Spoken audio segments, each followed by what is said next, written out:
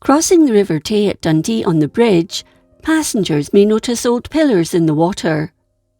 These are the remains of the old Tay Bridge, testimony to the disaster that struck on the night of 28th December 1879. The construction of the Tay Bridge began on 22nd July 1871, when its first stone was laid in Fife. On 25th September 1877, the first train passed along the Tay Viaduct, and the bridge was formally opened to passenger trains on 31st May 1878. On that fateful December Sunday, a furious gale raged across central and southern Scotland, uprooting trees and damaging property. At around 7 o'clock, the train from Edinburgh Waverley was due in at Taybridge Station at Dundee. The officials at the station began to question whether the train would come over the bridge, due to the storm. As time passed and there was no sign of it, they hoped it had stopped on the Fife side. However, rumours began to circulate that the bridge had been blown down in the wind.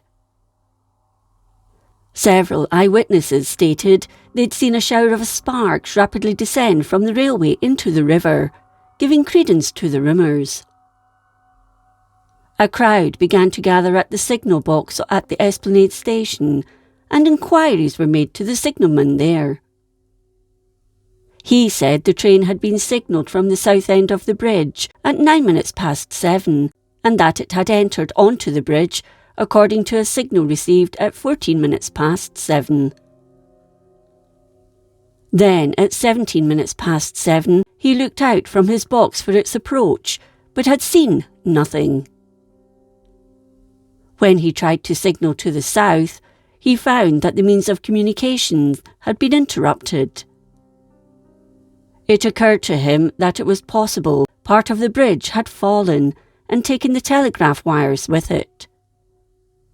He was hopeful that the engine driver, having seen a gap in the bridge, had been able to pull up and make his way backwards to the nearest station at Wormit. But there was no possible communication with the southern shore to give him peace of mind. The only way of finding out for sure was for someone to go out on the bridge from the Dundee side and check whether the structure was intact or not.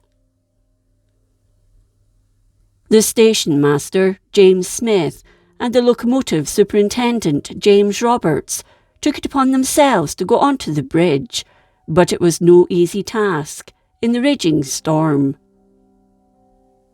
Carefully, they went out anyway. It was said that the storm was so violent that no foot passenger could enter onto the bridge without risking his life. After much effort and lacerations to their hands caused by clinging to the rails, the two men managed to crawl along the line far enough to the south to see in the darkness a chasm where the high girders should have been. The first evidence of the disaster came from clouds of spray from the overflow of the broken piping of the Newport water supply, which was laid on the bridge course. The moon peeped out from behind the clouds, and they saw, beyond any doubt, that some of the high girders had disappeared into the Tay, yet they still couldn't be sure there had been any disaster for the train.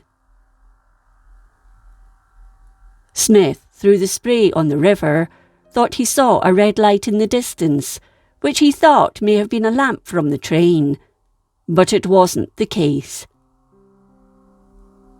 They returned to the shore, where a huge crowd had now assembled on the esplanade.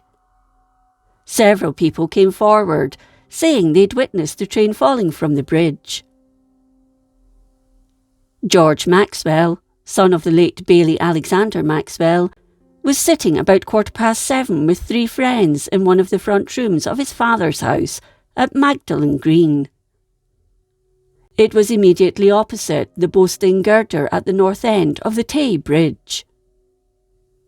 The party had heard a crash which sounded like falling slates or chimney breasts, and one of the men, remembering the Edinburgh train was due around that time, suggested they should go and watch its progress on the bridge, with the gale sweeping in with so much violence and sweeping down the estuary. The lights in the room were lowered. Then he directed them to look out along the structure. The first thing they noticed was the signal light standing on the north side of the river, a short distance beyond the curve. The lights of the train seemed to be advancing along the curve of the line from the Fife side and onto the bridge. As they watched, they believed the train made it as far as the third high girder, when at that moment a gust of wind more violent than any that had preceded it was experienced, and simultaneously the spectators noticed 3 separate streams of fire descend from the bridge and disappear into the water. Total darkness followed. 2 of them saw fire flashes, which they thought were embers being thrown out by the engine men, but then they realised no train emerged from the girders. They found a telescope and directed it towards the bridge, and the 4 of them were appalled to discover that a gap was visible in the structure. They left the house and went up to the open space at Clarendon Terrace, Perth Road, and there in the moonlight they could see clearly through binoculars that the whole of the central high girders had disappeared, carrying the latticework pillars with them. No trace of the train was visible. Provost Brownlee and former Provost James Cox were summoned to the scene, and while they were waiting at Craig Pier for the ferry steamer Dundee from Newport, Mr. Gibb, the postmaster, stated that several mail bags that should have been brought by the train to Dundee had been picked up on the beach at Broughty Ferry. They realised then that disaster had indeed struck. The Dundee and her commander, Captain Methven, prepared to set out and look for survivors, despite the horrendous conditions. Shortly after 10 o'clock, the little steamer left the pier. She sailed to within 100 yards of the bridge, and it became apparent just how badly damaged it was. None of the 13 large girders which once stood in the navigable part of the river now remained, and all that marked the former position were fragments of the small piers which had supported them. Broken and twisted girders lay in tumultuous heaps on the river, portions of them rising to the surface. On the second pier, which had been blown down, something resembling a human figure was noticed, and as the steamer couldn't approach safely, it was decided to lower a smaller boat. By this time the gale had abated, but the river was still swollen. The only way to find survivors was to send out more boats. Volunteers were quickly forthcoming. The harbour master, Captain Robertson, Captain Edwards, and 3 of the crew of the Dundee went on board the boat and rowed up towards the ruin, soon being out of sight of the men on the steamer. The little boat was pulled as close to the bridge as was deemed safe. They rowed across the open space to the first intact pier, then between the piers and back again on the west side of the bridge, until the standing piers on the south side were reached. They found no survivors. The boat returned to the steamer, which then returned to Craig Pier. One of the men on the Dundee side later recounted the horror. He said that from Pier 29 to Pier 41, nothing was visible save the stone portions of the piers, over which the storm-driven water was breaking, marking the stretch where the girders ought to have been, like huge stepping stones. It was a pitiful sight. He continued, it was impossible to banish from the mind the thought of the unfortunate passengers who had the misfortune to be in the ill-fated train. Families and friends of passengers who'd expected their loved ones had waited for news anxiously, then were told there were no survivors. It was only months later that the true number of people on board could be ascertained. 2 guards, the driver David Mitchell and the stoker 24-year-old John Marshall, were all from Dundee. At least 18 passengers were known to have been on the train, with 2 of them newlyweds, returning from their honeymoon. It was only with the breaking up of the carriages that the bodies were released, and they landed on the shore. Then proper numbers could be counted. Between 9th January and 12th March 1880, 40 bodies were recovered, although 75 identified as having lost their lives by the Court of Inquiry, held immediately following the disaster, by counting tickets. However, only 59 death certificates were issued. Smith, the station master, kept a log of the names of those washed ashore, and a fundraiser began to help those widowed and with children. The train had consisted of the NBR 224 engine, a tender, a van, 3 third class, 1 second class, and 1 first class carriages. In total, it measured nearly 225 feet long and weighed around 115 tons. It had been a spare in Dundee before being called to Burntisland to work the mail train, after its regular engine failed at Ladybank, and it was on the return journey that disaster struck. The engine was salvaged and raised from near the north portion of the gap. On 7th April 1880, it was raised to the surface, but one of the chains snapped and it sank to the bottom of the Tay once more. 2 days later, it was raised again, this time with the sling chain slipping, and it went down off Tayport lights. On 11th April, it was finally recovered and transferred to the railway line and taken to the Cowlairs' work at Springburn in Glasgow on its own wheels.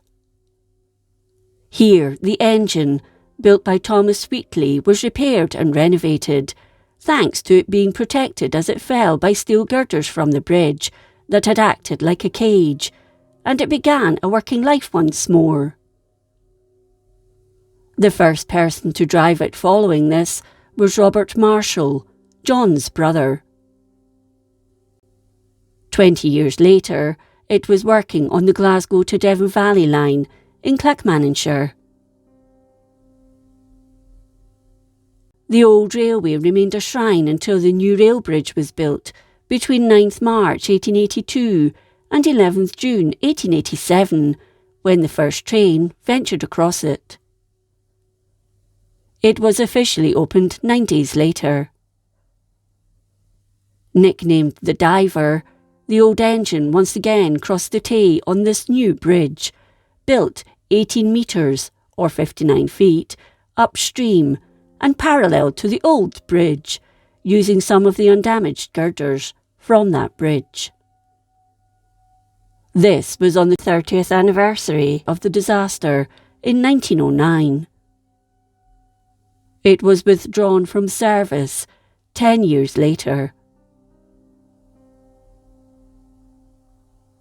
An inquiry into the collapse of the bridge was held in 1880.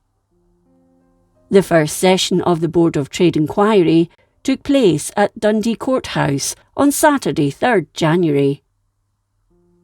In attendance were Mr. H. Rothery, the chairman, Colonel Yolland, Commissioner of Wrecks and Inspector of Railways, and Mr. W. H. Barlow, President of the Institute of Civil Engineers. 121 witnesses gave statements, and just 6 months later it reported its findings. There were 2 reports. Rothery did one, while Yowland and Barlow presented the other, much of which corresponded with each other.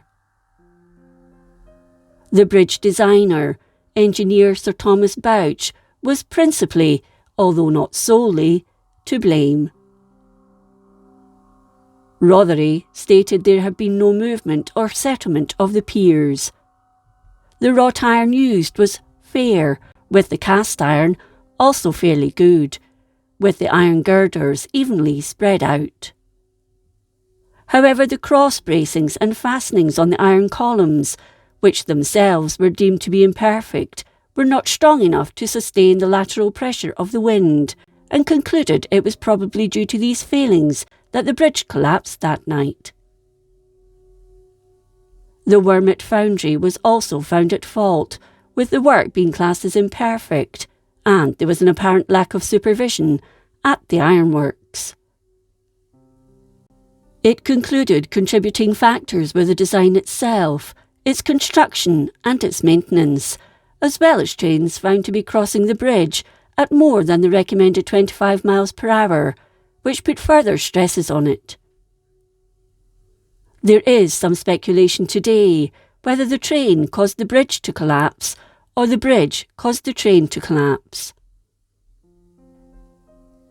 Either way, Bouch was convinced a second-class carriage had been derailed due to a kink in the track, had caught the side of a girder and tore the bridge apart.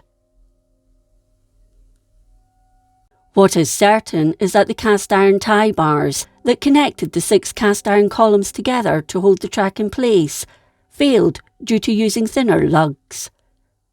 Had they been larger and not cylindrical in shape, it's possible the disaster may not have happened, but we may never know the full reasons for the collapse of the bridge. Following the board's inquiry, all of Bouch's bridges were inspected and either reinforced or rebuilt, and steel was approved for their construction with cast-iron columns barred. Regular bridge inspections by the board were undertaken during construction and following their completion. Bouch's contract to design the 4th bridge was reassigned to Fowler, Benjamin Baker and Arrow, and he was sacked from the NBR in July 1880. In October that year, he caught a bad cold and died on the 30th. Today, the piers of the old Tay Bridge remain as a reminder of the tragedy.